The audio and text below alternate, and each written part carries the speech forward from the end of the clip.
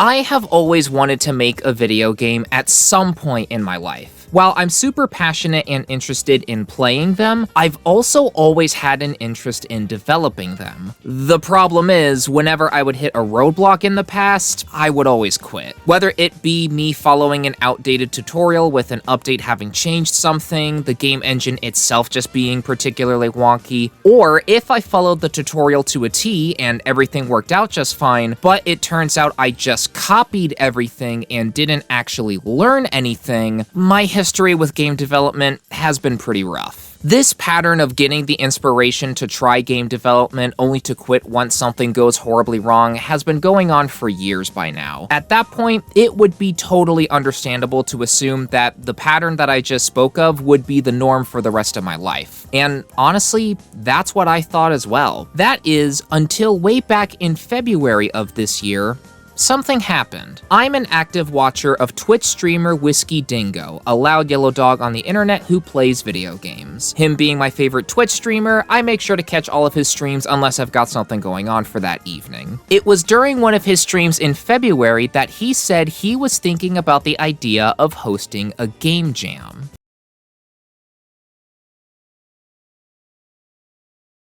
A horror-themed game jam with a date that was to be determined. Needless to say, that piqued my interest. Would I go through with it, though? Remembering all of the times before when I would bail out once I encountered a roadblock, I felt some hesitation at that moment. But I could also feel the spark that would eventually ignite the flame of passion in me going off at the same time. My favorite Twitch streamer is hosting a game jam? Maybe, just maybe, I could push myself through to the end this time. And, well, if the title of this video wasn't an indication already, I did. This is the journey of my first video game that I have ever made.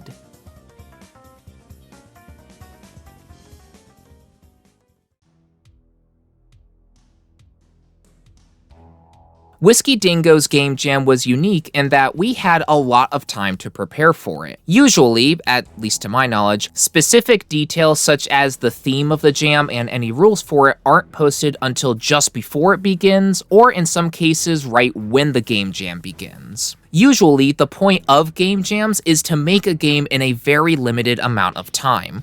For Whiskey's game jam, though, the point was to just make a game. Although we couldn't start working on the final game that would be submitted for the jam until the start date, we could prepare for it well in advance. Which, for someone like me who needed to start at square one, this was an absolute godsend. Right away, in mid-March, I began developing a design doc for the game. After double-checking to make sure that subgenres of horror, such as action horror, were okay, which they were, I moved on with planning for what I originally intended the game to be, The Dingo's Nightmare. The Dingo's Nightmare was going to be a 2D shooter made in Game Maker that would be heavily inspired from Call of Duty Zombies. Wave-based rounds, drinks that would serve as perks, bonuses like double points and insta-kill, the whole shebang. After typing up the design doc that would serve as my guideline I would reference when making the game, this was when I took the plunge into Game Maker itself and began messing around. Why Game Maker? I chose this game engine for its stated ease of use for first-time developers. I was drawn in with the drag and drop options that gave a visual representation to the code that was being developed, and me being a visual learner, plus getting the hint that this would be an easier introduction to making games, I went for it. I messed around with very basic prototypes. Very basic as in how to change character sprites when walking, shooting, or standing still, going to a game over screen when a zombie collided with the player, how to make the bullets that collide with the zombie disappear and deal damage, reducing a health value, making the zombie disappear when that health value reaches 0. Like I said, very basic and fundamental stuff. At the same time, this was when I also began to spend more time with Blender. I had actually been using Blender on and off while learning the ropes back when I began using it in January, but up until March, I was just getting settled in with the software. I'll see if I can find what I'm referencing here when editing this video, but I read somewhere that it takes someone around 3 months or so on average to just even feel comfortable using Blender, let alone using it to make anything big. And that was the case for me, as it was around mid to late March that I finally even felt comfortable using this program. I didn't feel that ping of anxiety when I opened up Blender anymore. I was now opening up Blender thinking, alright, let's see what can be done today. I was learning how to make people and guns in Blender during this time, and I specifically remember a breakthrough with this model, the digital camo pistol. This was when it felt like I had finally made something that I could truly show off and be proud of. So I continued practicing some more with both GameMaker and Blender, but on the GameMaker side of things, I was running into some trouble. I found that whenever I would look up a tutorial on how to do something, the person would almost always be using GameMaker language, GML for short, rather than drag and drop. Looking back on it now, it makes complete sense why GameMaker devs use GML rather than drag and drop due to the former's greater flexibility. GML is what I ultimately used for the final game that I submitted for the jam, but back then, I could feel myself getting upset. I would dart from tutorial to tutorial looking for one that had drag and drop rather than GameMaker language to little success. Wait, so is the ease of using drag and drop all a lie then? I asked myself as I would keep looking, to little success. If drag and drop was truly easy to understand and get a solid grasp of, then why were tutorials using GML so much more abundant? Long story short, I would eventually come to understand that I would need to use GameMaker language. Not just for the sake of being able to get use out of more tutorials, but also for the sake of flexibility for my game. Now, the problem with GameMaker language is that I am much more of an artistic / visual guy than I am a behind the scenes coding and numbers guy. I learned that after I took the coding fundamentals course at my college that I'm currently at when my major was still computer science. Spoiler alert, it's no longer computer science. And I'm still processing the fact that I've become a disappointment to my parents as I'm now going for a digital arts major. Even though we were permitted to get into teams for the jam, I knew that I had to do the majority of the work on my own as I only had the budget to hire a music and sound effects composer for the game. At this point, it was mid-April. With this realization that I would need to use GameMaker language setting in, plus how complex a 2D wave-based zombie shooter would be, especially for a first-time developer like myself, this was when I made the decision to scrap the Dingo's Nightmare. This game would have been too difficult to piece together for the jam given my lack of experience and the limited time I had. When I went back to the drawing board, I knew that I would need to drastically reduce the scale of my game in order for me to be able to get it submitted for the jam. I spent the next 2 days brainstorming what else I could make, and by the end of that second day, this was when the takeover was born. I made a new design doc and got back to work on learning GameMaker and Blender some more. On the Blender side of things, I knew that I would need to go for a low poly Roblox-esque kind of design right away. Blender is a pretty resource intensive program, and for my laptop, yes, I said laptop, not desktop, if I tried to go any higher in detail, it would at best be sluggish, and at worst, the program would just crash altogether. That didn't stop Blender from crashing a number of times though. For those of you screaming at me to get a desktop for this, I really want one too, but to have a desktop that can not only do game development stuff, but also YouTube stuff, it would cost me a pretty penny. Trust me, I'm doing what I can to save up, but it's gonna be a while before I get one. I should really stop giving estimates on when a desktop PC might be here for the channel. In any case, the days, weeks, and months passed by without too much to write home about. Really, the only thing that I can think of is the ever-shifting month that the Game Jam was going to be scheduled for. It was originally going to be scheduled for October, but then it got changed to July, but then it was either going to be in July or August. So on top of continuing to learn GameMaker and Blender, I also had to keep my eyes peeled in case the deadline for the jam changed again. Eventually, though, the Game Jam had a start date. On July 3rd, at the end of the stream where Whiskey finally beat Only Up. I was going to announce it tomorrow during the 12-hour stream, but I'm going to say it right now, chat. The Game Jam is starting right now. You guys have 1 month to get any Dingo Den themed game to me. I will play every single one of them on stream at the end of the month, okay guys? The following day, the official post was made on the Discord server.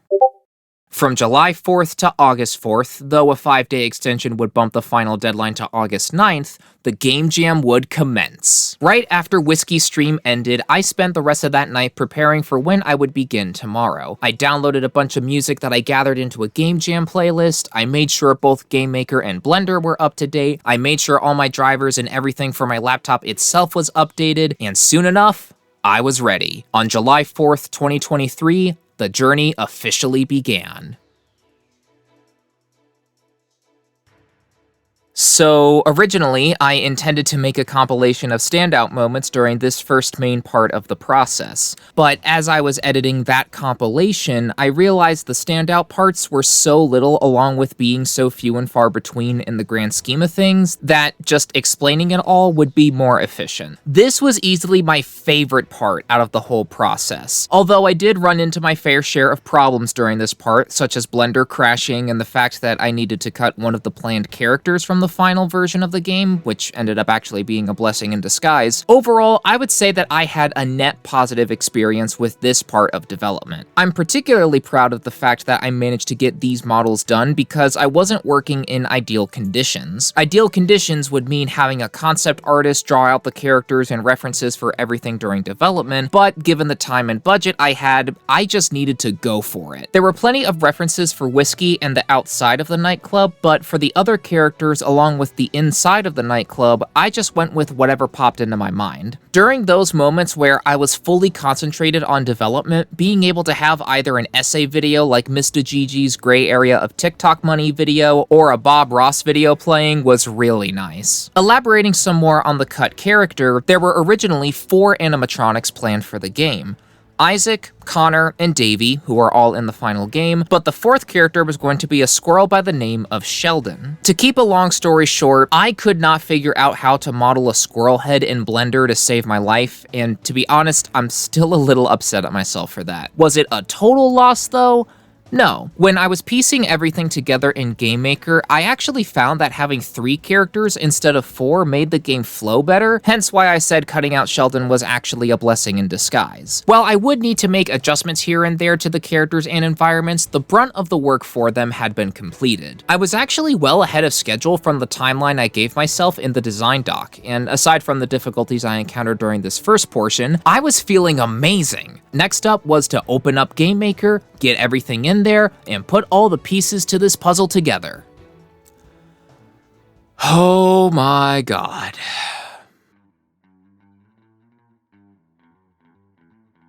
The coding was the worst part of this whole thing. I'm not even going to beat around the bush here. Holy shit. How do people stay sane throughout game development when they're the ones coding? That's the neat part. They don't. Or maybe they do and I don't. I don't know, just the number of issues I ran into during this whole thing was insane. The math and numbers, the math and numbers. Trial and error for the cameras and viewports, putting in a mathematical formula thing to follow the character and my camera object where, I'll be honest, I just copied the code from a tutorial and hoped for the best, which is okay, because there's a reason why websites like Stack Overflow exist. Why is setting a game's resolution so that it fits on any monitor and isn't too big or too small so fucking difficult? Can anyone tell me why my cutscene audio lagged when I went into full screen using Windows Set Full Screen? Why is it that when I go to the next room, I instantly get jump scared by Isaac? What the fuck? Oh. It's because I have Isaac set as a persistent object for some reason. Okay, that one's on me. Why is the code for a pause menu so complex? Keep in mind, all of what you're seeing on the screen right now is for a pause menu, and a DIY pause menu at that. The number of times I went hello to my code, to my freaking computer screen, it just... Can you tell that I'm not the biggest fan of coding? I'm glad I prepared as much as I did in the months leading up to this jam, but there were still plenty of things that I needed to learn while also developing the game itself at the same time. During this time, I also got into contact with IAMYAM, the person who made both the music and sound effects for the game. They had posted in the Game Jam chat that they were available to help with music and sound effects for anyone interested. I took a listen to their portfolio, and I liked what they had. That was when my mind was made. I won't lie, I was actually pretty nervous reaching out to IAMYAM'S since I had never done this before. I had never reached out to hire someone to be a part of a video game project before, and I was also really nervous that they would want to bail out as soon as they saw gameplay footage of my game. Looking back on it now, it definitely was silly to have those fears, but again, this was my first time ever doing this, so some hesitation I think is understandable. In any case, I reached out, Yam joined the development team, and I got back to work on making the game. There isn't anywhere else where I can smoothly transition to this topic, so I'll mention it here now. Working with Yam was an absolute pleasure, and I'm so grateful that they were able to bring the game to life with the music and sound effects they took the time out of their days to make. I'm especially grateful since not everyone is willing to compose music for a first-time developer, so the fact that Yam was totally cool with that is really awesome. I've got a link to their SoundCloud in the description of this video if you want to give their music a listen. By now, it was late July, and this was when I began to feel conflicted about my game. I didn't suddenly begin to resent or hate it, but I was definitely having second thoughts. Negative thoughts began to flood my mind. Really? This is what the game is going to look like? This is the best you can do? Even for first-time developer standards, this looks awful. I was falling into the trap of comparing my work to other people's work when they've had much more experience making games. This was also, coincidentally, when I realized that having my very first game ever be one for a game jam was probably a little overly ambitious. But at the same time, this game jam is what ignited the flame inside me to keep pushing through any roadblocks or other difficulties I encountered during development. And I had made it this far. I wasn't going to quit now. In the midst of those negative thoughts, I was able to calm myself down and look at my game more favorably by reminding myself what this project was about. Was I looking to make the greatest game ever? No. I knew that as a first-time dev, my game would be a little rough around the edges. Was I desperately trying to win the first place cash prize for the jam? No. If I was making this game for the money, then not only would I be falling into the mindset of every modern-day AAA developing and publishing studio out there, but the game wouldn't have been genuine. It would have been made out of a place of greed, not out of passion. What I was looking for was to simply make a video game. That was it. To prove that I can see a video game through from the initial concepts in the design document to all of the pieces of the puzzle being put together in the final build. This was to prove that I could make a video game to begin with. Every single other attempt in the past up until now has ended in failure. I would hit a roadblock, get upset, and then quit out of frustration. This time, I did come across those roadblocks again, but I was able to punch through them and continue. While those second thoughts did continue all the way until I submitted the game, I was able to combat them by reminding myself every now and then of why I was making this game. Soon enough, the last few days of development arrived. Main core gameplay loop, done. Music and sound effects implemented, done. Cutscenes, done. All that was left to do was the last couple of additions and changes. Things like adding the thank you and credit screens, playtesting the game to make sure everything was all good to go, adjusting the volumes of the sounds if needed, things like that. Once that was all done, it was just a matter of exporting the game, filling out all of the information on GameJolt, and making the submission final.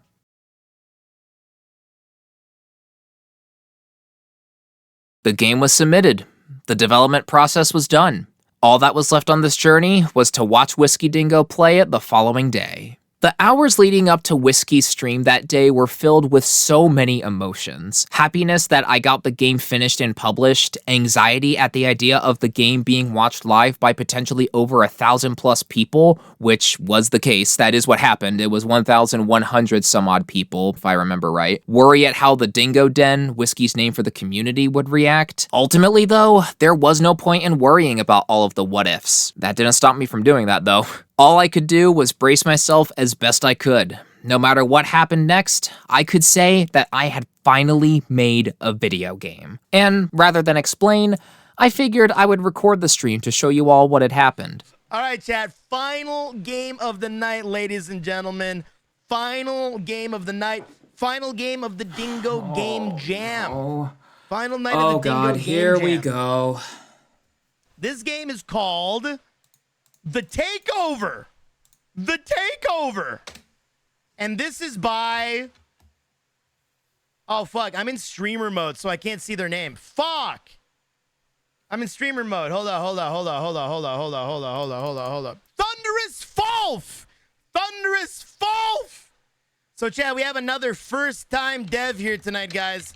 Another first-time game dev. Can we get some loves and people happies and hyperclaps in the chat for Thunderous Falf, guys? First time ever making a video game. Ever. Congratulations on making your first game. Let's see what this is all about, chat. Let us see what this is all about. Oh God, here we go. Look at me. Do I even? I'm fighting the urge to run. Hey, chat, look, it's me. Flee. It's me. Oh, I'm running. No, I ain't looking.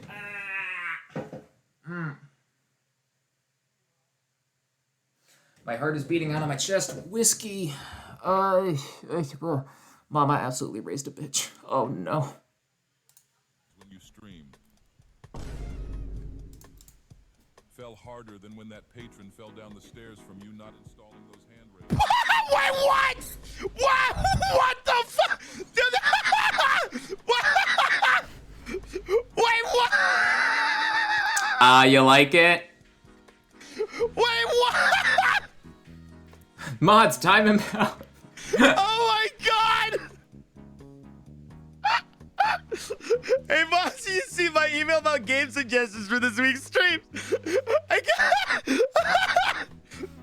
You know, but people, I can't. Hey. I can't read. I can't read. I can't. Dude, seeing that only upstream fucking killed me, dude. I don't know why that was so funny. I don't know why that was so funny. Oh my god. Anyways, the guys downstairs want me to tell you they're almost done tidying up the place for tomorrow. Oh, deep breath. Good. I'll make sure to talk to them before I clock myself out for the night. Sounds good. Oh, also, have you seen my pizza anywhere by chance? Could have sworn I left it on the bar. Bro, dude, what the fuck, guys? Like, bro, don't steal Yeah, boy. Every game tonight has had me stealing pizza or a fucking toilet of some sort. What?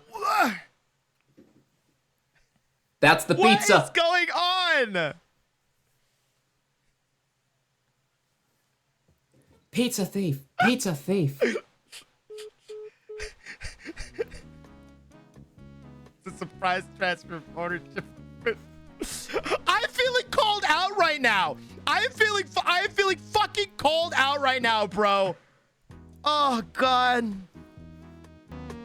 A picture of me and Goob the day before the first nightclub was open for business. Hey! Hey, look at this. My face doesn't show it, and neither does Goob's, but we were both incredibly nervous that first night. Luckily, all things considered, I would say it went well. You know, aside from the building burning down on the opening, yeah, I knew it. I fucking knew it. Come to think of it, our second nightclub didn't last long before burning down too. All right, so it's gonna be it's gonna be that kind of game. Okay. Oh, that yellow book at the bottom there is a book that Goob got me. Video Games for Dummies, Skill Issue Edition.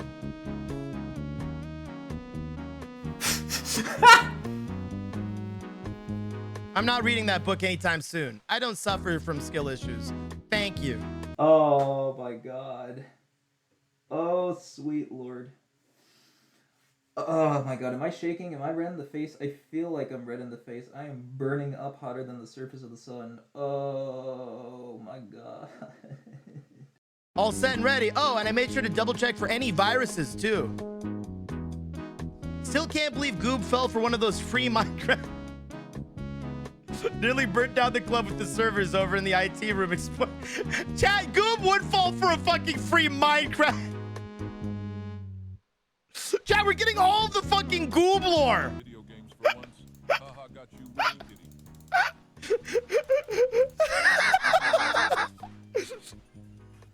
Bro, I can't see the stream in this game is fucking funny as hell, dude.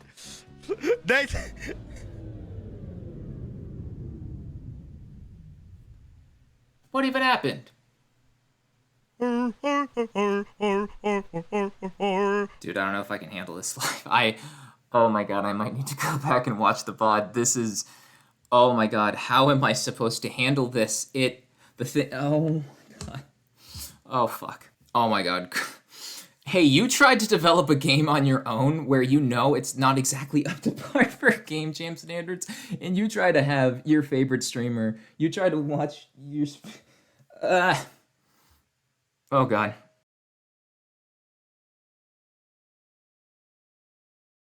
Hey, call me a coward all you want. Like I said just now, you try making your very first game and have your favorite streamer play it for 1,000+ people live. Guys, can we get some hyper claps and loves in the chat for Thunderous Fault, please? First time ever. Let's read the message at the end of the game. This game was made over the course of 1 month for the Whiskey Dingo Game Jam, this being my very first game I've ever fully made. To say that this was a hell of a journey would be an understatement. Despite how stressful the game development process was at times, I'm glad to have participated. I learned many lessons about game dev along the way, and to see this game through to completion has been immensely rewarding. Thank you, Whiskey Dingo, for hosting this game jam. Aw, dude, that's so sweet. Yes, non-canon. I definitely didn't download free Minecraft on your computer and caused it to crash and catch fire due to malware overload. If that did happen, however, it was Harry. Now, Chat, relax. This is all fiction. I didn't download free Minecraft. Chat. Whiskey didn't get dominated by animatronics, and he is still the leader of the club. Right, boss? Yeah. Right, yeah. boss? Yeah.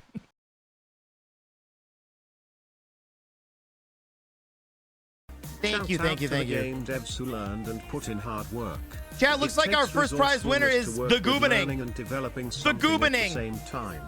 As an indie dev, hats off to all of you. Keep Aww. at it and keep the passion. Aww. Yo. Goobening followed by A Night with Goob, followed by The Takeover. Wait, what? The Goobening is our game jam Wait, I got winner, third? guys. The Goobening is our game jam winner. Followed by A Night with Goob, and then The Takeover in third place as well, guys. Can we get a round of applause in the chat? Bro, no way. Did I really get third? Don't miss it. It's gonna be awesome. No freaking way. Could it have been better? Yeah, I think any developer will always look at their game and think about what they could have done differently, no matter like how polished it is. But oh my god, it was all worth it. All of the pain, all of the yelling at my computer, all of the times that Blender crashed, all of the times Filmora was like taking slow to export because I had OBS and Audacity up at the at the same time. All of the troubles of Game Maker, like all of those tutorials that I would need to look up on YouTube, all of the struggle. It was so worth it.